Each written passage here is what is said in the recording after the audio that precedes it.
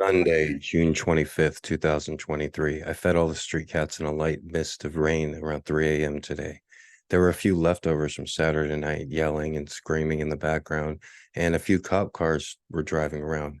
I seem to always see recently a cop car driving with his lights off and sometimes his headlights off. It's very suspicious. And if you think a cop is acting suspicious, they're probably up to something. I don't care what the cops or criminals do as long as they leave me and my cats alone. I don't plan on living in this neighborhood forever. One day, hopefully soon, I'm going to get up, all my cats, get a bunch of cat cages, get all my cats in traps, move me and my entire colony to a nice green piece of land. Like a thief in the night, they won't even notice I'm gone. Most of the cats in this neighborhood have never climbed a tree or ran on a patch of grass. Some of them, most of them, were born on the street, and that's all they know. After I was done feeding my regular colony, I took a little break, waited for the sun to start to peek out, and then I went down the street and fed PK, Mama Kitty, and checked on Mama Kitty's 4 kittens. All 4 kittens were safe and sound. I brought Mama Kitty a full can of Friskies, and she slow blinked me. Her 4 kittens are at least 3.5 weeks old, but they're still so tiny. The kittens, just like all the street cats, spend the majority of the day hiding from people, cars, and the brutal Hawaii sun.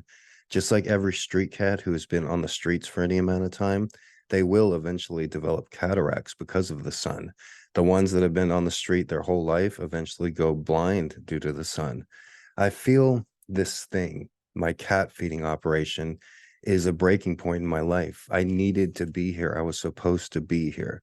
If I had never moved to this ghetto apartment 4.5 years ago, the street cats would still be here. They'd just be in a much worse shape and super hungry every day. I've seen enough poverty in my life, and I have enough material to last a lifetime for a writer.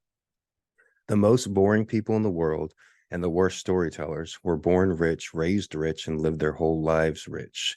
They are ignorant to the world no matter how much money their parents give them.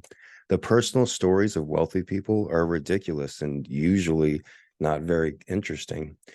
They don't think straight. The really rich, the richer they are, the more ignorant too. I don't think even most millionaires would pay $250,000 to go to the bottom of the ocean and look at the Titanic on a screen from inside the submarine. It's 100% ego. The sub's pilot could have easily taken them down 10 feet and just played a little video of the Titanic wreckage on the screen. What's the difference? Ego. Ego is the difference. The billionaires, they want to believe that they're better than everyone else because they have more money and they want to believe that they deserve it. But deep down, they know they're nothing special. In reality, they couldn't even compete with a badass like me.